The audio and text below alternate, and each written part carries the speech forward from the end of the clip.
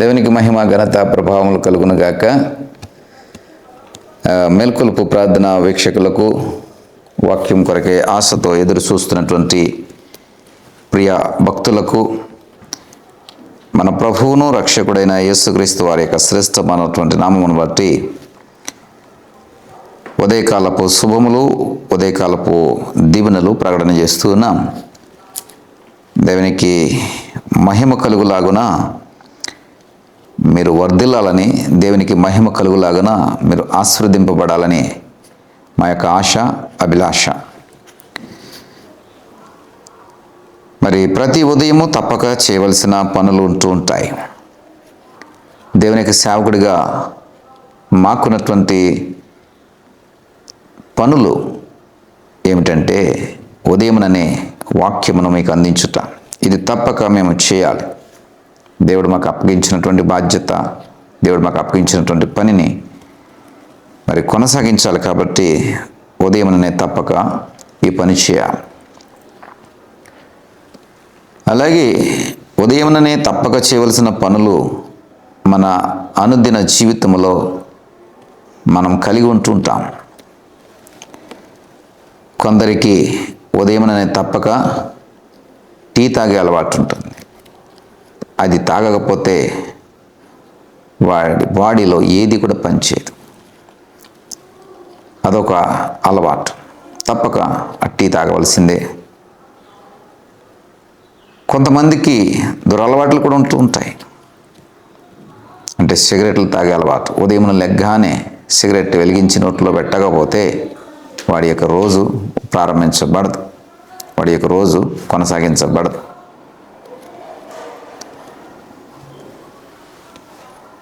మద్యపాన ప్రియులకు ఉదయాన్నే మద్యపానము సేవించకపోతే, మద్యము పానము సేవించకపోతే వారి రోజును ప్రారంభించారు. వారి నరాలు పని చేయలేనట్టుగా ఫీల్ అవుతూ ఉంటారు. ప్రియ సహోదరుడా, సహోదరి, ఉదయముననే ఈ విధమైనటువంటి పనులు మంచివి ఉంటాయి, చెడువి కూడా ఉంటుంటాయి. మంచి అలవాట్లు జీవితానికి ప్రయోజనకరంగా ఉంటాయి. ఉదాహరణకు ఈ మేల్కొలుపు ప్రార్థన వాక్యము వినడం, ప్రార్థనలో ఏకీభవించడం, ఈ సహవాసపు మరి ఈ స్థితిని ప్రతిరోజు మనం కలిగి ఉండడం ఒక అలవాటుగా మనం చేయడం అనేది ఒక మంచి అలవాటు.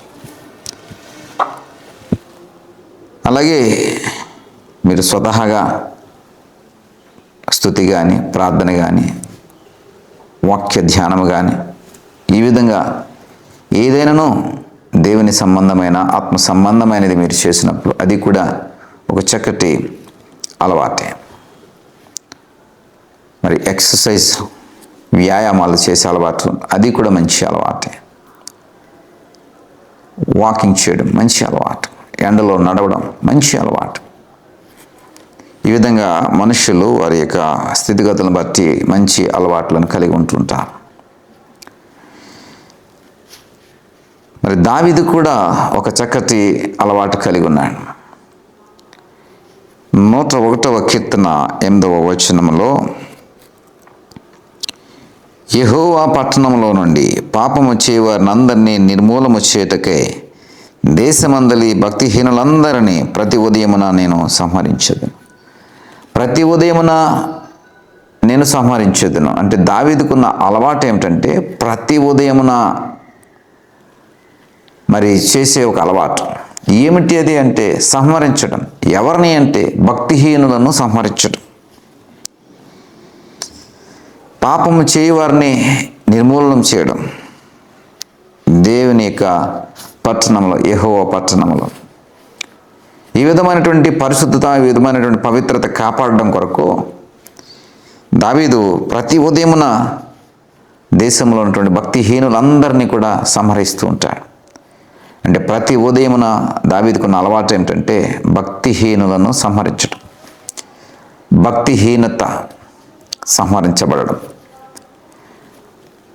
మన జీవితంలో కూడా మనం భక్తిని విస్మరించి భక్తిహీనులుగా మార్చబడుతూ ఉంటాం.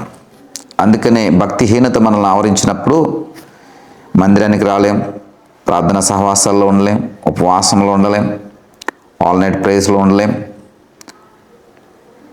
నిర్లక్ష్యపు ద్వారాని ఈరోజు వెళ్ళకపోతే పర్లేదులే అనేటువంటి స్వభావం ఎప్పుడైతే మనలో పనిచేస్తూ ఉంటుందంటే భక్తిహీనత మనల్ని ఆవరిస్తూ ఉన్నప్పుడు, ఇవన్నీ కూడా భక్తిహీనతకు సింబాలిక్గా మనం తీసుకోవాలి. వాటి సూచనలు ఏంటి అని అడిగితే కనుక ఈ విధమైనటువంటి ప్రవర్తన ఎప్పుడైతే మనలోకి వస్తూ ఉంటుందో మనం భక్తిహీనులుగా మార్చబడుతున్నాం అనేది మనం గుర్తించాం. ఈ విధంగా భక్తిహీనత మనల్ని తెలియకుండానే మనల్ని ఆవరించేస్తూ ఉంటుంది. కాబట్టి ఇలాంటి భక్తిహీనతలోకి ఎవరైతే పోతూ ఉన్నారో దానివల్ల వచ్చే నష్టం ఏమిటంటే ఇదొక అంటువ్యాధి లాంటిది, ఇది ఒక విధమైనటువంటి మహమ్మారి లాంటిది. నీ ఇంటిలో నీకు ఈ భక్తిహీనత ప్రారంభించబడితే తర్వాత నీ ఇంట్లో ఉన్నటువంటి సభ్యులకు కూడా ఈ భక్తిహీనత మరి అంటువ్యాధిలాగా సంక్రమిస్తూ ఉంటారు, వ్యాపిస్తూ ఉంటారు. అప్పుడు ఇంట్లో ఉన్న వారందరూ కూడా భక్తిహీనులుగా మార్చబడతారు, అంటే భక్తి లేనటువంటి స్థితిలోనికి మార్చబడతారు. నాన్న వెళ్తలేదని చెప్పి అమ్మ కూడా మానేస్తూ ఉంటుంది, అమ్మ వెళ్తలేదని చెప్పి పిల్లలు కూడా మానేస్తూ ఉంటారు. ఈ విధంగా భక్తిహీనత మన ఇంటి నిండా ఆవరించబడుతుంది, అదొక వ్యాధి. అందుకని దావీదు తన దేశమును మహోన్నతమైన దేశంగా ఉంచుకోవాలి, దేవునికి ఇష్టమైనటువంటి పట్టణంగా ఉంచుకోవాలి, దేవునికి అంగీకారమైనటువంటి స్థితిగా ఉంచుకోవాలి అని అంటే మరి దావీదు చేయవలసినటువంటి తక్షణ కర్తవ్యం ఏమిటంటే భక్తిహీనులందరినీ కూడా సంహరించేయాలి.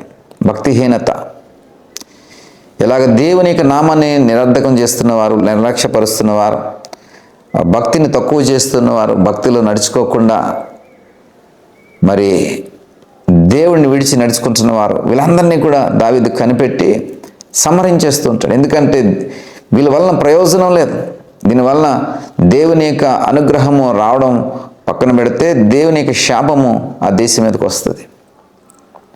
ఈ భక్తిహీనుల్ని ఇలాగే విడిచిపెడితే, ఇలాగే సంహరించకుండా ఉంచివేస్తే ఆ యొక్క వ్యాధి మహమ్మారి మాదిరి, అంటువ్యాధి మాదిరి దేశంలో ఉన్నటువంటి మిగిలిన సభ్యులందరికీ కూడా సంక్రమించి దేశమంతా కూడా భక్తిహీనత దేశంగా మార్చబడుతుంది. ఇది దావీదు యొక్క భయం. కాబట్టి ప్రతి ఉదయమున ఈ భక్తిహీనతను పెరిగివేసేయాలి, ఏరివేసేయాలి, అలాంటి మనుషులను ఏరివేసేయాలి, అలాంటి గుణగణాలను ఏరివేసేయాలి. కాబట్టి దావీదు చేసిన ఈ పనే నేనును మీ ముందు చేయడానికి సాహసిస్తూ ఉన్నాను. మీలో ఉన్న భక్తిహీనత అంతటినీ కూడా ఈ వాక్యం ద్వారా నేను సంహరించాలనుకుంటున్నాను. ఈ వాక్యము మీకు అందించబడుతున్నప్పుడు మీలో ఉన్నటువంటి భక్తిహీనత పోయి భక్తి పెంపొందించబడాలి. బలవంతులైనటువంటి భక్తుల మాదిరి మీరు మార్చబడాలి. ఏమేమి భక్తిహీనతలు ఉన్నాయో చూసుకోండి ఒకసారి. ఈరోజు ఉదయం లేచిన తర్వాత ప్రార్థన చేసుకున్నామా? ప్రభువుతో ప్రార్థనలో మనము గడిపామా? వాక్యం ధ్యానించామా? పిల్లలకు మరి ప్రార్థన చేసే అలవాటును నేర్పించామా? వారు చేశారో లేదో గమనించామా? మనం ప్రార్థన చేసుకుని మన పిల్లల్ని దీవించామా లేదా చూసామా? ప్రియ సహోదరుడా, ఇలాంటి క్రమంలో ఏ ఒక్కటి మిస్ అవుతున్నా నీలో భక్తి లోపిస్తున్నట్టే, భక్తిహీనతకు దారితీస్తున్నట్టే. మందిరానికి రేపు వెళ్ళాలి, లేదా ఈరోజు మందిరానికి వెళ్ళవలసిన పనులు ఏమున్నాయి, ఈరోజు ఏం కార్యక్రమాలు ఉన్నాయి, ఈరోజు ఏమి రోజు, ఈరోజు బైబిల్ స్టడీ ఉందా, ఉపవాస ప్రార్థన ఉందా, ఆల్ నైట్ ఉందా, ఈరోజు మందిరంలో మరి సహవాసంగా కూడుకుని చేయవలసిన పనులేంటి, ఉదయంలోనే ఆలోచన చేయాలి, దాని కొరకు సిద్ధపడాలి, దాని కొరకు ప్రయాసపడాలి. తగిన కాలంలో పనులన్నీ ముగించుకుని ఆ సహవాసాల్లో పాల్పొంపులు పొందుకోవాలి. ఇది భక్తి కలిగిన వాడు చేసే మంచి లక్షణం. భక్తిహీనుడు ఏం చేస్తాడు? అసలు ఈ రోజు ఏమిటో అనే స్పృహ ఉండదు, రోజు మాదిరి ఈ రోజే అన్నట్టుగా నిర్లక్ష్యం, ఈరోజు బైబిల్ స్టడీ ఉంది వెళ్ళాలనే ఆలోచన ఉండదు, ఇంటిలో కూర్చొని సోమర మాదిరి టీవీలు చూస్తూ ఉంటారు కానీ దేవుని సన్నిధికి వచ్చి దేవుని యొక్క మాటలు విందామనే ఆలోచన ఉండదు. ఎందుకంటే వీరిలో ఏం ఆవరించిందంటే భక్తిహీనత అనే రోగము, భక్తిహీనత అనేటువంటి రోగము బాగా ఆవరించింది. ఈ రోగము మహమ్మారిగా పనిచేస్తూ ఉంటుంది, అది వ్యాపింపచేస్తూ ఉంటుంది పన్నెండు వారందరికీ కూడా. కాబట్టి నీ సంఘములో, నీ సహవాసములో, నీ కుటుంబ జీవితంలో, నీ యొక్క వ్యక్తిగత జీవితంలో ఈ భక్తిహీనతకు తావిచ్చేటువంటి లక్షణాలు నీలో పనిచేస్తుంటే కనుక ఇప్పుడే వాటిని విడిచిపెట్టండి, సంహరించండి. ప్రతి ఉదయమున దావీదు వాటిని సంహరిస్తూ ఉన్నాడంట. నీకు సంబంధించిన భక్తిహీనత సంబంధమైన ప్రతిదీ కూడా ఈరోజు ఉదయమున సంహరించు. భక్తి కలిగిన వాడుగా, సమర్థవంతమైనటువంటి క్రీస్తు శిష్యుడిగా మార్చబడు. నీ భక్తి నీకు ధైర్యం పుట్టించాలి. నీ భక్తి నీకు బలమును తీసుకురావాలి. నీ భక్తి నీకు ధైర్యము పుట్టించదా అంటాడు యోబు గ్రంథం. అంటే భక్తి వలన ఏమొస్తుందంటే ధైర్యం వస్తుంది. ఈ భక్తి ధైర్యం పుట్టించే భక్తిగా ఉండాలి. కొండలు తత్తరిల్లినా, పర్వతములు దద్దరిల్లినా నీ భక్తి నీలో తొణికిసలాడనటువంటి ధైర్యంతో నీ భక్తి నీలో పనిచేయాలి. అలా ఉందా లేదా ఒకసారి పరిశీలన చేసుకోవాలని ప్రభుపేట మనసు చేస్తున్నా. కాబట్టి ఇప్పుడే పరిశీలన చేసుకుని ఉన్న భక్తిహీనతలన్నింటినీ కూడా సంహరించు. నీలో ఉన్న భక్తిహీనతలన్నింటినీ కూడా సంహరించు, చంపేయబడుతుంది. అవి సంహరించబడితే నీలో భక్తి పెంపొందించబడుతుంది. భక్తి మరి గొప్పగా నేను తయారు చేస్తుంది, బలము కలిగిన వాడిగా నిన్ను తయారు చేస్తుంది. కాబట్టి ప్రియ సహోదరుడా, సహోదరి, భక్తిహీనతను ఇదిగో ప్రభా ప్రతి ఉదయం నేను సంహరించుకునేదనని ఒక తీర్మానం చేసుకుని భక్తిహీనతలన్నీ విడిచిపెట్టి దేవుని యొక్క సహవాసం వైపు మొగ్గు చూపడానికి ప్రయాసపడండి. మీ కొరకు నేను చిన్న ప్రార్థన చేస్తాను. దయగల తండ్రి, కృప కలిగిన దేవా, నీ బిడ్డలకు ఈ వాక్య పరిచర్య ద్వారా చక్కటి మాటలు అందించి ఉన్నారు. ఇదిగో భక్తిహీనతను విడిచిపెట్టి మాలో ఉన్న భక్తిహీనతను మేము సంహరించుకొని మీకు అనుకూలమైన వారుగా, నీ అనుగ్రహమునకు పాత్రలకు వారుగా మమ్మల్ని ఉంచమని,